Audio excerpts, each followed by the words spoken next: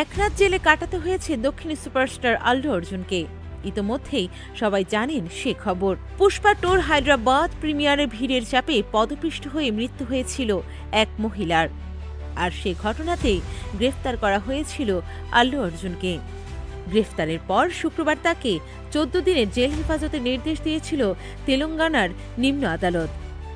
পরে হাইকোর্ট তার অন্তর্বর্তী জামিন মঞ্জুর করে, কিন্তু আইনি প্রক্রিয়া সম্পূর্ণ না হওয়ায় রাতে জেল থেকে ছাড়া হয়নি অভিনেতাকে।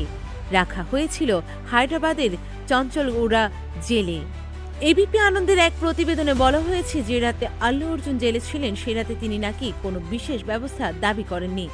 সূত্রের খবর, আল্লু অর্জুন সেদিন রাতে খেয়েছিলেন সাধারণ ভাত আর সবজির ঝোল। কোনো রকম বিশেষ কোনো ব্যবস্থাই তিনি দাবি করেননি। বিশেষ কোনো রুমের ব্যবস্থাও করে দিতে বলেননি তার থাকার জন্য। অভিনেতা একদম সাধারণ যে কোনো বন্দির মতোই জেলে রাত কাটিয়েছেন। কোনো রকম বিশেষ পরিষেবা নেননি তিনি। তবে অভিনেতাকে আটক করার সময় পুলিশি জিপ নয়, সাধারণ গাড়ি করে নিয়ে এসেছিলেন পুলিশ কর্তারা। গাড়িতে করে নিয়ে যাওয়া হয় অভিনেতাকে। হায়দ্রাবাদের একটি প্রিমিয়ারে অতিরিক্ত ভিড়ের চাপে এক মহিলার পদপিষ্ট হয়ে মৃত্যুর ঘটনায় গ্রেফতার করা হয়েছিল আল্লু অর্জুনকে। হল মালিকদের পক্ষ থেকে বলা হচ্ছে, ছবির প্রিমিয়ারে আল্লু নিজে উপস্থিত হবেন তা আগে থেকে জানানো হয়নি তাদের।